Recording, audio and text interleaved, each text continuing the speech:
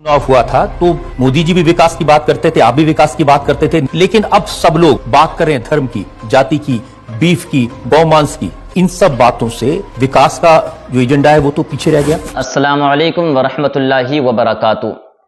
देखिए, जो वीडियो आपको मोबाइल स्क्रीन पर नजर आ रही है, इस वीडियो के अंदर हमारे मुल्क हिंदुस्तान के गृह मंत्री अमित शाह हैं और दूसरी तरफ सवाल करने वाले रजत शर्मा। इस तरह से इस वीडियो के अंदर सवाल किए गए, इनसे हर किस्म का सवाल कर लिया गया, लेकिन कुछ जवाब इन्होंने दिए और कुछ जवाब देने से ये नाकिस रहे, और जो जवाब ये दे ना सके उसका इल्ज़ाम, सारे का सारा इल्ज़ाम इन्होंने कांग्रेस सरकार पर लगा दिया। आप इस वीडियो को मुकम्मल देखिए और देखने के बाद ज़रा आप बताइए कि जो इल्ज़ामात कांग्रेस की जानिब लगाए जा रहे हैं ये कहाँ तक दुरुस्त हैं, और आप कमेंट्स करने के बाद कमेंट सेक्शन में अपने राय का इजहार ज़रूर करें। चलिए आप मुकम्मल इस वीडियो को पहले देखिए। में चुनाव हुआ था तो मोदी जी भी विकास की बात करते थे, आप भी विकास की बात करते थे, लेकिन अब सब लोग बात कर रहे हैं धर्म की, जाति की, बीफ की, गौमांस की। इन सब बातों से विकास का जो एजेंडा है वो तो पीछे रह गया। स्वाभाविक रूप से रहेगा, मगर कौन जिम्मेदार है? ब्रदर जी, मेरा एक अनुरोध है कि आप भारतीय जनता पार्टी पर दोष मर दिया जाता है, ये इसको भी थोड़ा देखना चाहिए। कैसे देखें जी, अगर वो ये बात कहें कि अगर बीफ खाना है तो भारत में मत रहिए। उन्होंने ऐसा नहीं कहा है एग्जैक्टली कहा कि मुसलमान इस देश में रह सकते हैं लेकिन बीफ खाना छोड़ना होगा। सबसे पहले कौन गया? राहुल गांधी गए, उनको सवाल पूछा आपने? कांग्रेस पार्टी को पूछे, भैया बात का बटंगर बना रहे हैं, मगर मुझे ये बात का जवाब दीजिए, समाजवादी पार्टी को क्यों कटघरे में नहीं खड़ा करता? इसलिए कि एक भारतीय जनता पार्टी के लोग, आरएसएस के लोग, जो व्यक्ति गौ का मांस खाए उसको दंड देना चाहिए और उसके प्राण ले लेने चाहिए। कि जो आदमी इस तरह की बात कहे तो सरकार को ऐसे आदमी को पकड़ के जेल में तो डालना चाहिए। क्या हो रहा है? गौ हत्या करने वालों को फांसी की सजा दो। ये कहते हैं कि मुसलमान पाकिस्तान चले जाएं, उनके खिलाफ क्यों नहीं एक्शन लेते आप? ब्रदर जी, ऐसी पुरानी बातें आप निकाल कर रखेंगे। जिन लोगों ने दाकर ये कहा कि हम गाय बचाने के लिए तन मन धन और गंज से समर्थन करेंगे, कि वादा किया था महंगाई कम करेंगे, कि आपने तो वादा किया था कि काला धन वापस लाएंगे, लेकिन आए। ये बोलना ठीक नहीं है, ये बोलना ठीक नहीं है। हर व्यक्ति के खाते में 15-15 लाख रुपए लाने की बात किसानों से वादा किया था कि अच्छे दिन आएंगे, लेकिन आत्महत्या के नंबर बढ़ता जा रहा है, किसान सुसाइड कमिट कर रहे हैं। तो अखबारों की सुर्खियां देखकर मुझे सवाल करेंगे तो ऐसा ही होगा रजत जी। अखबारों की सुर्खियां तो ये है ना, किसान तो आत्महत्या कर ही रहे। मुझे लगता है ये सवाल कांग्रेस के नेतृत्व को पूछना चाहिए, और की जनता का तो नुकसान होगा। के लिए जिम्मेदार कौन है रजत जी? ये जिम्मेदार कांग्रेस पार्टी है। या फिर ये कहें कि भारतीय जनता पार्टी के नेताओं में अहंकार है और आपको उन्होंने नरभक्षी कहा बार बार। चलो भाई, मैं तो लालू जी का भाषण सुन रहा था, वो कह रहे थे कि अमित शाह ने तंत्र मंत्र का षड्यंत्र करके उनके ऊपर पंखा गिरा दिया। मैं लालू जी को अपने ही बयानों को थोड़ा याद कराना चाहता हूं कि वो ही कहते हैं कि कौवा काटेंगे, कबूतर काटेंगे, चूहा भगाएंगे, हल्दी और उसका धुआं करेंगे। मुझे ये समझ में नहीं आता, कौवा काटने से पानी आएगा क्या? कबूतर काटने से रोड बनेगा क्या? हल्दी और जो वो क्या होता है, सिंदूर, क्या कुछ बोले थे, उसका धुआं करने से शिक्षा आ जाएगी क्या? या चूहा भगाने से रोजगारी आ जाएगी? मुझे मालूम नहीं कौन से जमाने में लालू जी रहे।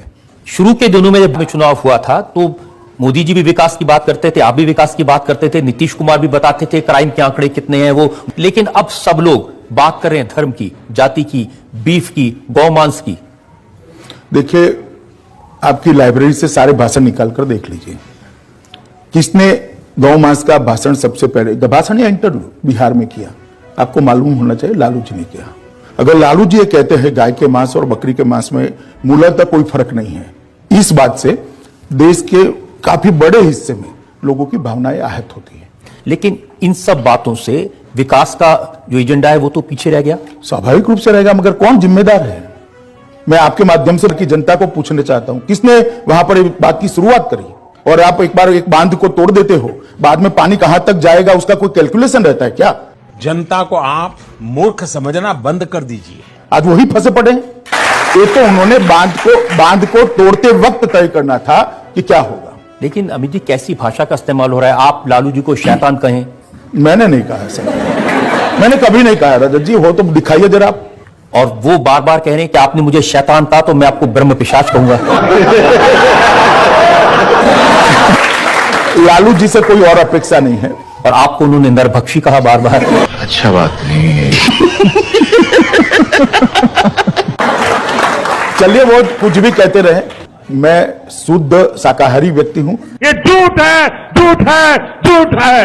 ब्रदर जी, मेरा एक आपको भी अनुरोध है कि आप इसका भारतीय जनता पार्टी पर दोष मत दिया जाता है। अब ये इसको भी थोड़ा देखना चाहिए।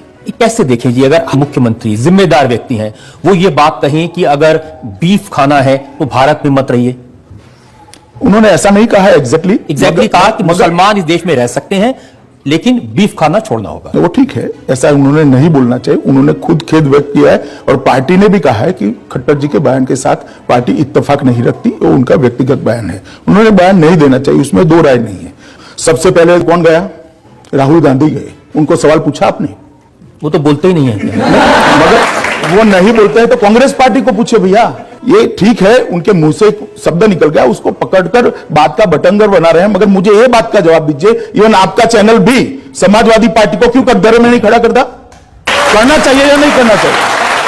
काफी लोग तो ऐसे हैं जो मोदी क्यों चुने न जाए इसका एक पत्र पारित किए थे लोकसभा के चुनाव में, अब चुनकर आ गए तो हम क्या करें? जनता ने चुना है भाई।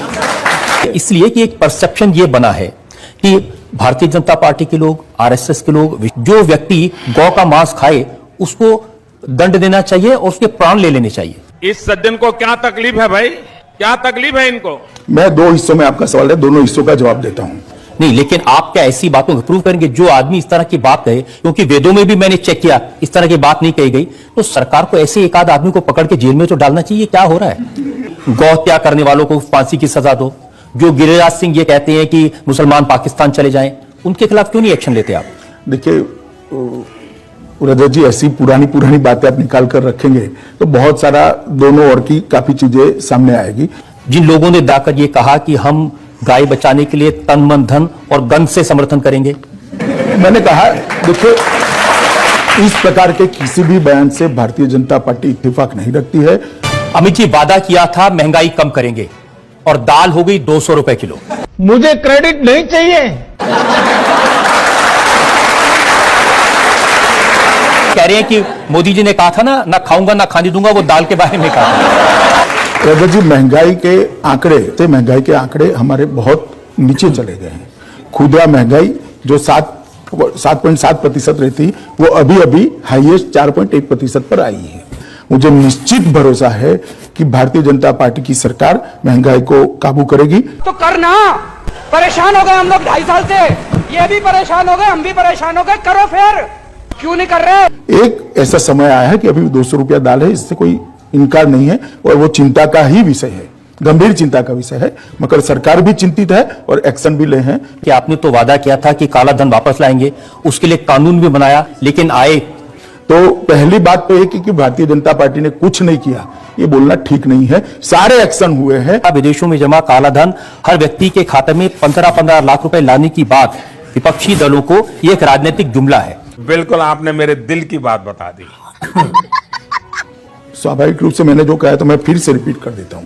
प्रधानमंत्री मोदी जी ने कहा था कि विदेशों में इतना काला धन है कि अगर उसका भागाकार कर दिया जाए, मतलब उसको डिवाइड कर दिया जाए, तो हर व्यक्ति के खाते हिस्से में 15 लाख रुपया आएगा। इसका मतलब किसी के बैंक अकाउंट में जमा नहीं होता। रजत जी, आप भी समझ सकते हैं, जब भाषण देते हैं इमोशनली, तब जो बोलते हैं उसका इस तरह का फुल स्टॉप कॉमा में मीनिंग नहीं निकलता है। क्या कहना क्या चाह रहे हैं भाई आप? तो किस तरह से भी तो ये कह रहे हैं, देखिए बगैर कॉमा फुल स्टॉप के वो रोज पूछ रहे हैं 15 लाख कब आएंगे? नहीं, पहले वो उनकी समझ पर डिपेंड है। मैं इतना कहना चाहता हूं कि सरकार के खजाने से 15 लाख रुपया किसी के अकाउंट में किस तरह से जा सकता है? लेकिन मैं आपको ये बता दूं कि लोगों के मन में ये इंप्रेशन क्रिएट किया है, कांग्रेस ने भी किया है, लालू जी ने भी किया है कि इन्होंने वादा किया था आपके 15-15 लाख रुपए अकाउंट में आएंगे और पैसा आया नहीं। वो ठीक है, आज क्लियर हो जाएगा आपके माध्यम से। तुम्हें शर्म है? कुछ शर्म आया है? और आपने किसानों से वादा किया था कि अच्छे दिन आएंगे, लेकिन आत्महत्या के नंबर बढ़ता जा रहा है, किसान सुसाइड कमिट कर रहे हैं। नंबर बढ़ा नहीं है, नंबर में 20% की कटौती होती। दूसरी बात, जहां तक किसानों का सवाल है, भारतीय जनता पार्टी की सरकार ने आने के बाद सबसे बड़ा समस्या आकाश के आधार पर खेती करने वाले किसानों की होती थी। जो कुदरती आपदा जब आती थी तब कहीं के नहीं रहते थे। भारतीय जनता पार्टी की सरकार ने जो आकाश से खेती करने वाले किसान थे, मतलब बाढ़ आ गई या सूखा पड़ गया या उनकी फसल बह गई, तो उसको 1 हेक्टेयर तक ही मुआवजा मिलता था उसको उन्होंने 2 हेक्टेयर कर दिया, मतलब 100% का वृद्धि किया। दूसरा, पहले 50% का नुकसान किसान का होता है तो ही उसको मुआवजा दिया जा सकता था, उसको घटाकर हमने 33% कर दिया, मतलब 42% किसान बढ़ गए मुआवजा लेने वाले।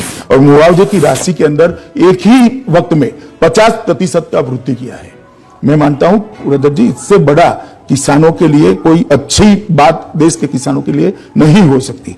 मगर आप अखबारों की सुर्खियां देखकर मुझे सवाल करेंगे तो ऐसा ही होगा रजत जी। वास्तविकता ये है, लेकिन अखबारों की सुर्खियां तो अभी ये है ना, और किसान तो आत्महत्या कर ही रहे, बीड में, जहां महाराष्ट्र में, उसमें भी आंकड़े आप कंपेयर कर लीजिए रजत जी, कटौती हुई है 20%, और फिर भी एक भी किसान आत्महत्या करता है। ये भारतीय जनता पार्टी की सरकार के लिए चिंता का विषय है। मुझे लगता है कि मीडिया ने ये सवाल कांग्रेस के नेतृत्व को पूछना चाहिए और कांग्रेस अध्यक्ष को पूछना चाहिए, नहीं कि भारतीय जनता पार्टी को पूछना चाहिए। कांग्रेस से मीडिया में करेज होनी चाहिए। वो तो किसी भी चीज में आपसे साथ नहीं देंगे। चलिए, तो हम क्या कर सकते हैं इसमें?